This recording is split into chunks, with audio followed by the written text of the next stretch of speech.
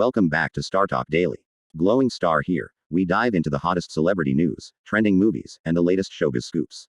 Collision, get ready for daily doses of star power, exclusive gossip, and fun facts about your fave celebrities. Cool, stay tuned for all things entertainment. Henry Cavill's Red Dead Redemption 2 movie needs the director behind 2000's Best Western. Henry Cavill dreams of a Red Dead Redemption 2 movie, and 3:10 to Yuma director James Mangold might be the perfect match to bring it to life. When I heard Henry Cavill wanted to be in a Red Dead Redemption 2 movie, I knew exactly who would be the right director for it, and it's none other than James Mangold, the creative who helmed 3:10 to Yuma. I've poured hours into Arthur Morgan's heartbreakingly human story, and I believe a team up between these two would do justice to the game and the character.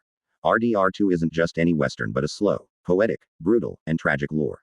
If it ever gets adapted on the screen, I only trust Mangold to bring all its devastatingly beautiful details to life. So, let's break down why the game deserves the big screen treatment and why Mangold is the right man for the job. Henry Cavill's Red Dead Redemption 2 dream should be helmed by James Mangold.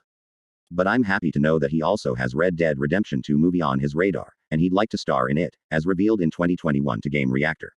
Cavill mentioned that he had started playing the game and was really enjoying it. But most importantly, he thought that it would be fun to turn into a movie. That was his response to which video game franchise he'd like to star in next, and I believe he'd be the perfect lead.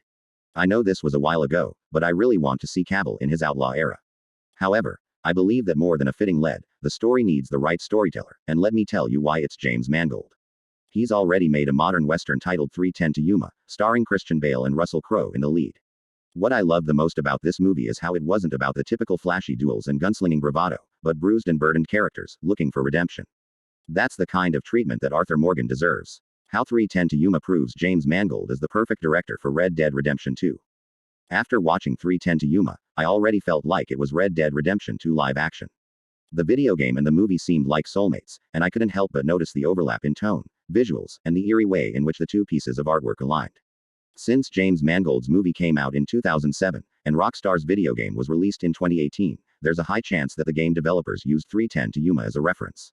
The emotional core of both is an unlikely brotherhood. Arthur sacrifices himself for John Marston and finds redemption through his act in RDR2.